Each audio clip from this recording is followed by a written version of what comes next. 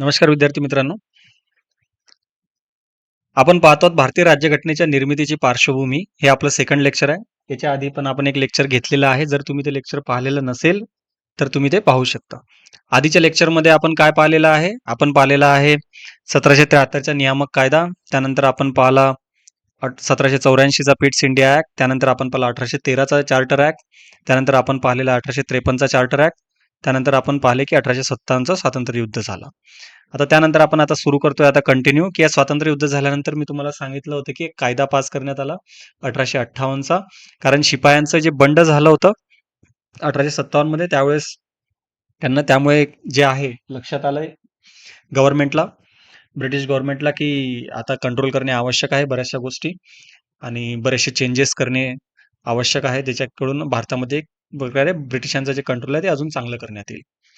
तर मग हा कायदा जो आहे तो इनॅक्ट करण्यात आला. या कायद्याला लक्षात असू द्या, याला भारतीय सुशासन कायदा 1858 असं सुद्धा म्हटलं जाते.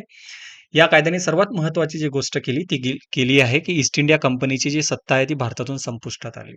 असा प्रश्न विचारला जातो की ईस्ट इंडिया कंपनीची सत्ता भारतातून संपुष्टात कोणत्या कायद्याने आली? लक्षात असू द्या, 1858च्या कायद्याने आलेली आहे. शासनाचे प्रादेशिक नियंत्रणाचे महसूल विषयक अधिकार ब्रिटिश घराण्याकडे देण्यात आले. लक्षात घ्या, आता जी ईस्ट इंडिया कंपनी होती त्याच्याकडे सगळे शासनाचे अधिकार होते, प्रादेशिक नियंत्रणाचे अधिकार होते, महसूल विषयक अधिकार होते.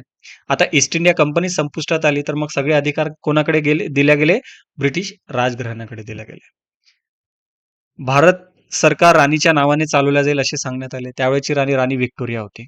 ठीक आहे, तर मग राणी किंवा त्यानंतर राजे पण आले, तर जे कोणी तिथे राज्य करत असेल, राजा असेल किंवा राणी असेल, त्यांच्या नावाने आता भारतातील सरकार चालवलं जाईल, अशा प्रकारची तरतूद यामध्ये करण्यात आली. त्यानंतर जो गव्हर्नर जनरल होता, आता गव्हर्नर जनरल या पदाचं नाव चेंज करण्यात आलं. लक्षात असू द्या, त्याचं नाव आता काय झालेलं आहे? व्हॉइस रॉय. ठीक आहे, पहिले काय होतं? आतापर्यंत गव्हर्नर जनरल होता. आपण आधीच्या लेक्चरमध्ये पण मी तुम्हाला सांगितलेलं आहे सगळ्या ह्या गोष्टी. तो गव्हर्नर जनरल होता. आता तो काय झालेला आहे? व्हाईसरॉय. तर याच्यानंतर जे काही भारतावर जे अधिकारी जे नेमण्यात आले ब्रिटिश घराण्याकडून या ठिकाणी राज्य करण्यासाठी, त्यांना आता व्हाईसरॉय असं संबोधलं जातं. हा जो व्हाईसरॉय होता हा ब्रिटिश राजघराण्याचा भारतातील थेट प्रतिनिधी असणार होता. आणि लक्षात असू लॉर्ड कॅनिंग हे नाव लक्षात ठेवायचं, हा पहिला व्हाईसरॉय होता. याच्या आधीचे पण आपण पाहिलेलं आहे की कसं गव्हर्नर जनरल ऑफ बेंगॉल कोण होता पहिला, त्याच्यानंतर भारताचा गव्हर्नर जनरल पहिला कोण होता, आणि या ठिकाणी आता काय आहे? पहिला व्हाईसरॉय कोण आहे? तर लॉर्ड कॅनिंग हा पहिला व्हाईसरॉय आहे, लक्षात असू द्या. त्यानंतर नियामक मंडळ आणि संचालक मंडळ विसर्जित करण्यात आले आणि हे जे दुहेरी शासन पद्धती आली ती रद्द करण्यात आली. आपण पाहिले ते पिट्स इंडिया ऍक्ट, जो याच्या आधीच्या लेक्चरमध्ये आपण पाहिलेला आहे, जो पिट्स इंडिया ऍक्ट होता.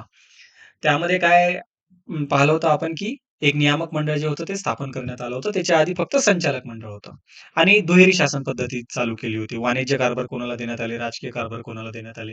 आता ते विसर्जित करण्यात आलं. कंपनीच नव्हती, त्यामुळे कंपनीत काम करणारे नियामक मंडळ आणि संचालक मंडळ डेफिनेटली विसर्जितच होणार होते. त्यानंतर भारत प्रशासनावर कंप्लीट नियंत्रण आता कोणाचं करण्यात आलं होतं? भारत मंत्री याचं करण्यात आलं होतं. नवीन पद तयार करण्यात आलं. त्याच्या आधी हे पद नव्हतं. आता भारत मंत्री एक नवीन पद तयार करण्यात आलं आणि त्याला हे अधिकार देण्यात आले. हा भारत मंत्री काय होता? हा मंत्री होता ब्रिटनमध्ये, इंग्लंडमध्ये होता. हा ब्रिटिश मंत्रिमंडळाचा सदस्य होता, लक्षात असू द्या. ठीक आहे, व्हाईसरॉय वेगळा, व्हाईसरॉय भारतात राहायचा, भारतावर राज्य करायचा. भारत मंत्री हा त्याचाही सिनियर होता, तो मंत्री होता, पण तो तिथे राहायचा इंग्लंडमध्ये. आणि तो ब्रिटिश संसदेला जबाबदार असायचा. जे काही भारतात व्हायचं त्याच्याबद्दल जे उत्तर देण्याचं काम असायचं ते भारत मंत्र्याचं असायचं इंग्लंडमध्ये, तिथल्या संसदेमध्ये. त्यानंतर भारत मंत्र्याला कामात मदत करण्यासाठी काय करण्यात आलं? एक इंडिया काउन्सिल नावाचं मंडळ स्थापन करण्यात आलं. त्यामधले मेंबर किती असतात हे एक्झामसाठी इम्पॉर्टंट आहे. 15 मेंबर होते. ठीक आहे, त्याचा अध्यक्ष कोण होता? इंडिया काउन्सिलचा भारत मंत्री हा त्याचा अध्यक्ष होता. यांचं काम होतं फक्त, लक्षात असू द्या, सल्लागार स्वरूपाचं काम होतं. फक्त सल्ला देणे भारत मंत्र्याला. ठीक आहे, ज्या ज्यावेळेस भारत मंत्र्याला वाटेल त्यावेळेस.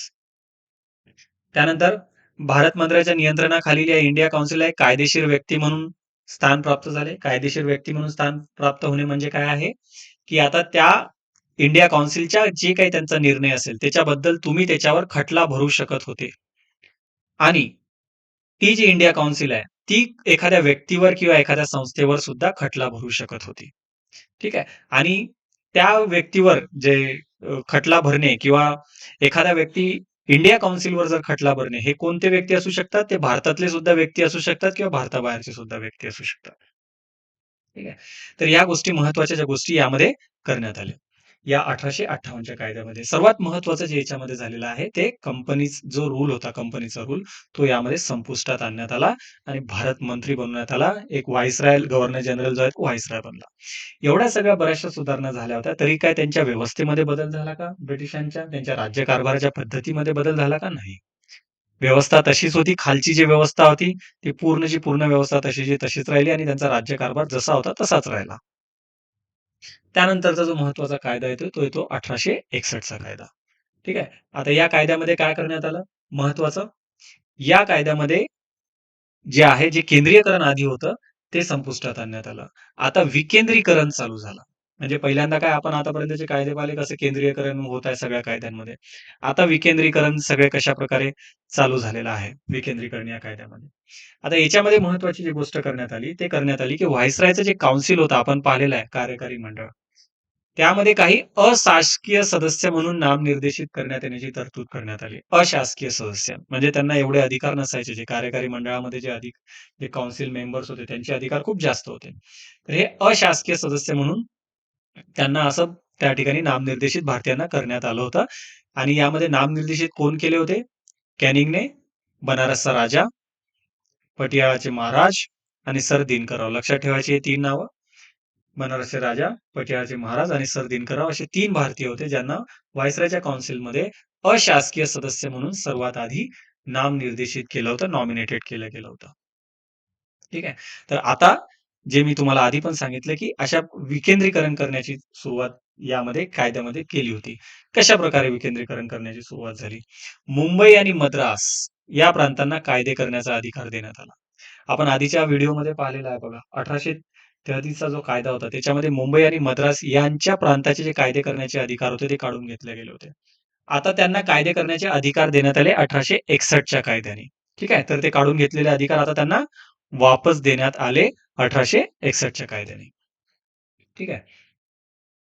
त्यानंतर फक्त मुंबई आणि मद्रासला दिले का कायदे करण्याचे अधिकार? नाही. बेंगॉलचे सुद्धा अधिकार काढून घेतले गेले होते कायदे करण्याचे. ते सुद्धा वापस देण्यात आले.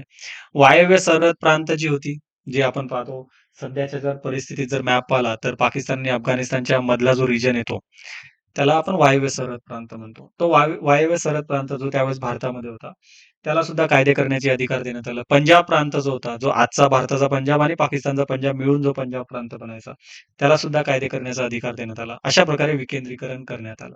आणि या विकेंद्रीकरणामुळे काय झालं, जवळ-जवळ प्रांतांना स्वायत्तता मिळायला लागली. त्यांचे कामं करण्याची त्यांना इंडिपेंडन्स, स्वातंत्र्यता त्यांना मिळायला लागली. त्यानंतर अजून एक महत्वाची गोष्ट या कायद्याने करण्यात आली, ती खातेनिहाय पद्धतीला मान्यता देणे. लॉर्ड कॅनिंग जो होता, त्यावेळेचा जो व्हाईसरॉय होता, ज्यांनी खातेनिहाय पद्धत चालू केली होती, त्याला मान्यता मिळाली. खातेनिहाय पद्धत म्हणजे काय? आज जसं आपण मंत्र्यांना खाते वाटप करतो, तशीच ती खातेनिहाय पद्धत त्यावेळेस चालू केली होती. त्याच्या आधी तिथे जे व्हाईसरॉयच्या कार्यकारी मंडळामध्ये जे लोक काम करायचे, त्यांना खाते वाटप होत नव्हती. ते सगळे मिळून सगळे निर्णय घ्यायचे.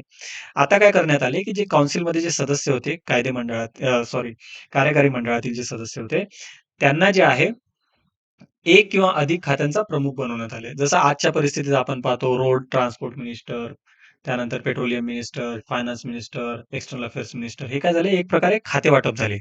तर असे जे खाते वाटप त्यावेळेस करण्यात आली आणि त्यांच्या खात्याचा अंतिम निर्णय घेण्याचा अधिकार त्या व्यक्तीला देण्यात आला, त्या सदस्याला देण्यात आला, जिच्याकडे ते खातं आहे.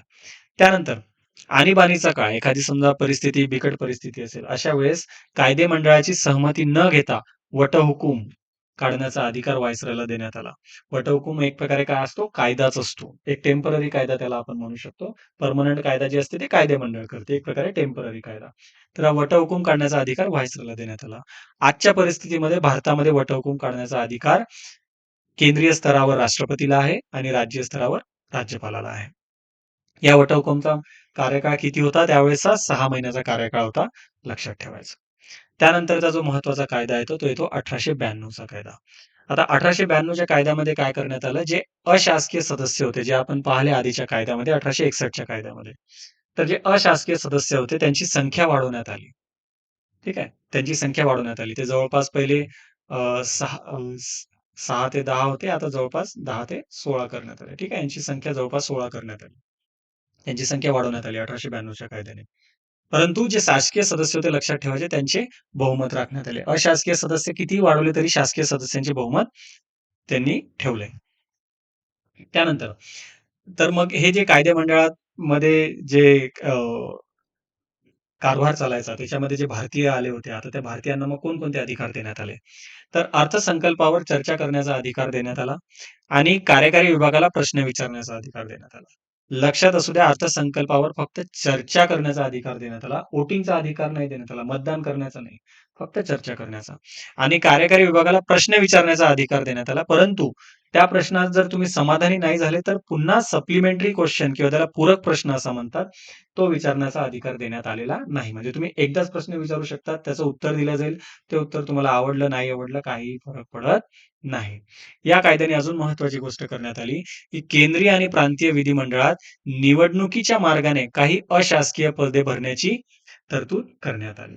लक्षात असू द्या, की अ, केंद्रीय आणि प्रांतिक कायदे मंडळामध्ये निवडणुकीच्या मार्गाने आता पदे भरल्या जातात. म्हणजे पहिल्यांदा भारतामध्ये लक्षात घेऊया, पहिल्यांदा भारतामध्ये जर निवडणूक जी ब्रिटिशांनी केल्या गेली, ती कोणत्या कायद्याने केल्या गेली होती? तर लक्षात असू द्या, 1892च्या कायद्याने पहिल्यांदा निवडणूक घेण्यात आली होती. परंतु कायद्यामध्ये निवडणूक हा शब्द वापरला नव्हता. हा शब्द लक्षात असू द्या. इलेक्शन किंवा निवडणूक हा शब्द वापरला गेलेला नव्हता. तर कशा प्रकारची निवडणूक होती? तर प्रांतिक कायदे मंडळामध्ये काय त्यांनी तरतूद बनवली होती? तर प्रांतिक कायदे मंडळामध्ये त्यांनी जिल्हा मंडळ, नगरपालिका, विद्यापीठे, व्यापारी संस्था, जमीनदार वगैरे असे जे लोक होते, ते काय करतील? काही लोक नामनिर्देशित करतील. म्हणजे विद्यापीठे काही लोकांना एक व्यक्ती नामनिर्देशित करेल, नगरपालिका एक व्यक्ती नामनिर्देशित करेल, जमीनदार एक व्यक्ती नामनिर्देशित करेल आणि ते व्यक्ती कुठे जाऊन कामं करतील? प्रांतिक कायदे मंडळात. अशा प्रकारचं ते इलेक्शन होतं. ठीक आहे. म्हणजे आम जनता डायरेक्ट इलेक्ट करून देत होती का? नाही. हे जे व्यापारी संस्था, विद्यापीठे, जमीनदार होते, हे एक व्यक्ती निवडून द्यायचे प्रांतिक कायदे मंडळात. तसंच केंद्रीय कायदे मंडळात सुद्धा काय व्हायचं? प्रांतिक कायदे मंडळातले काही लोक व्यक्ती नामनिर्देशित करायचे. बेंगॉल चेंबर ऑफ कॉमर्सच्या शिफारसीनुसार काही व्यक्ती नामनिर्देशित केले जायचे आणि हे व्यक्ती मग केंद्रीय कायदे मंडळात जाऊन काम करायचे. तर एक प्रकारे जे इलेक्शन होतं, ते एक प्रकारे इलेक्शन कसं होतं? नामनिर्देशित करण्यानुसार होतं. डायरेक्ट जनता वोटिंग करत नव्हती. म्हणून त्याला आपण डायरेक्ट ॲक्चुअल इलेक्शन नाही म्हणू शकत, पण जवळ एक थोडक्यात आपण अप्रत्यक्ष इलेक्शन असं याला म्हणू शकतो. ठीक. नंतर जो महत्वाचा कायदा येतो, तो येतो 1909चा कायदा. या कायद्यावर बराच वेळ प्रश्न विचारले जातात, त्यामुळे महत्वाचा आहे 1909चा कायदा, ज्याला मोर्ले मिंटो सुधारणा कायदा असं सुद्धा म्हटलं जाते. त्यावेळेस मोर्ले होता, लॉर्ड मोर्ले, जो भारत मंत्री होता. भारत मंत्री आपल्याला माहित आहे 1858च्या कायद्याने हे पद निर्माण करण्यात आलेलं आहे. आताच पाहिला आपण थोड्या वेळ आधी. आणि एक होता लॉर्ड मिंटो. हा मिंटो त्यावेळेसचा व्हाईसराय होता. लक्षात ठेवा, लॉर्ड मोर्ले हा भारत मंत्री, लॉर्ड मिंटो हा त्यावेळेसचा व्हाईसराय. म्हणून याला मोर्ले मिंटो सुधारणा कायदा असं म्हणून पण ओळखले जाते. यामध्ये काय करण्यात आलं? केंद्रीय आणि प्रांतिक जे कायदे मंडळ होते त्यांच्यामध्ये सदस्यांची संख्या 16 वरून 60 पर्यंत करण्यात. लक्षात असू द्या, केंद्रीय कायदे मंडळात.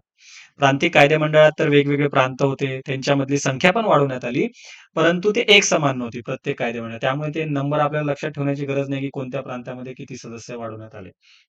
केंद्रीय कायदे मंडळात लक्षात ठेवायचं, जे कायदे मंडळातले जे सदस्य होते ते आता 16 वरून किती झाले? 60 झालेत. लक्षात असू द्या, 60 सदस्य आता करण्यात आले केंद्रीय कायदे मंडळात. तर याच्यामध्ये अजून काय करण्यात आलं? तर अजून थोडी कायद्यामध्ये जे अधिकार जे कायदे मंडळातील जे सदस्य होते भारतीय, त्यांचे अधिकार वाढवण्यात आले. कशा प्रकारचे वाढवण्यात आले? आता पूरक प्रश्न विचारण्याची सुद्धा त्यांना अनुमती देण्यात आली. पहिले कसली अनुमती होती? आपल्याला माहित आहे. पूरक प्रश्न विचारण्याची अनुमती नव्हती. फक्त प्रश्न विचारा. उत्तर आवडेल का नाही आवडेल त्याची गॅरंटी नाही. पण पूरक प्रश्न आता विचारू शकणार तुम्ही 1909च्या कायद्याने. नंतर अर्थसंकल्पावर ठराव मांडण्याची अनुमती देण्यात आली. पहिले अर्थसंकल्पावर काय होत होती? फक्त 1892च्या कायद्याने फक्त चर्चा होत होती. आता फक्त चर्चा नाही होणार. जर तुम्हाला जर नाही आवडला एखादी व्यक्ती अर्थसंकल्पामधली, तर त्यावर तसा तुम्ही ठराव पण मांडू शकता, की आम्हाला ही गोष्ट नाही आवडलेली. ठीक आहे. तर या 2 जे अधिकार आहेत ते 1909च्या कायद्याने देण्यात आले. त्यानंतर भारतीयांना पहिल्यांदाच जे मेन कार्यकारी मंडळ होतं व्हाईसरायचं, त्याच्यामध्ये सहभागी होण्याची परमिशन देण्यात आली भारतीयांना पहिल्यांदाच. तर हा प्रश्न बराच वेळ विचारलेला आहे, की कोणता असे पहिले भारतीय होता, जो व्हाईसरायच्या कार्यकारी मंडळामध्ये त्याचा सहभागी झाला? कोण होता तो? सत्येंद्र प्रसाद सिन्हा. एस-पी सिन्हा कधी-कधी देतात. सत्येंद्र प्रसाद सिन्हा हे व्हाईसरायच्या कार्यकारी मंडळात सहभागी होणारे पहिले भारतीय व्यक्ती होते. आणि कोणते सदस्य म्हणून यांना नियुक्ती करण्यात आली? लक्षात असू द्या, कायदा सदस्य म्हणून त्यांची नियुक्ती करण्यात आली. कोणता? तर कायदा सदस्य. या दोन्ही गोष्टी महत्वाच्या आहेत, एक्झामसाठी अतिशय महत्वाच्या आहेत. स्वतंत्र मतदारसंघ ही नवीन संकल्पना त्यावेळेस देण्यात आली. स्वतंत्र मतदारसंघ म्हणजे काय असते ते समजून घ्या. सध्या जी आपली वोटिंग होते, कशा प्रकारे वोटिंग होते? समजा एम-एल-ए ची वोटिंग तुमच्या मतदारसंघामध्ये होत असेल. कशी वोटिंग होते? प्रत्येक जो व्यक्ती 18 वर्षाच्या वर आहे त्याला अधिकार आहे जायचा आणि वोटिंग करण्याचा. स्वतंत्र मतदारसंघामध्ये तसं नसायचं. स्वतंत्र मतदारसंघामध्ये काय होते? काही जागा राखीव ठेवल्या जातील आणि त्या समाजाचेच व्यक्ती त्याच्यामध्ये वोटिंग करतील. जसं की समजा 1909च्या कायद्यामध्ये काय करण्यात आलं? स्वतंत्र मतदारसंघ मुस्लिमांना देण्यात आले. म्हणजे काय करण्यात आलं, की काही जे जागा असतील त्यामध्ये कॅन्डिडेट मुस्लिमच असतील. आणि जे वोट करणारे असतील ते सुद्धा फक्त मुस्लिमच लोक वोट करतील. म्हणजे त्या मतदारसंघातले मुस्लिम लोक फक्तच वोट करतील आणि त्यांचा कॅन्डिडेट सुद्धा मुस्लिम असेल. हे झाला स्वतंत्र मतदारसंघ. बाकीचे जे लोक आहेत मुस्लिम सोडून त्या मतदारसंघातले त्यांना वोटिंग करण्याचा अधिकार राहणार नाही. अशा प्रकारचे स्वतंत्र मतदारसंघाची तरतूद मुस्लिमांसाठी कधी करण्यात आली? लक्षात असू द्या, 1909च्या कायद्याने अतिशय महत्वाचं आहे. त्यामुळे मुस्लिम सदस्य केवळ मुस्लिम मतदारांकडून निवडले जाणार होते. हे अतिशय वाईट गोष्ट होती, कारण हे लोकशाहीमध्ये अशा प्रकारची कोणतीही गोष्ट नसते. परंतु हिंदू आणि मुस्लिममध्ये एक प्रकारे भेद निर्माण करण्यासाठी ही गोष्ट करण्यात आली. तर त्यामुळेच हे ऍक्च्युली विचार कोणाचा होता? ही आयडिया कोणाची होती? लॉर्ड मिंटो याची आयडिया होती.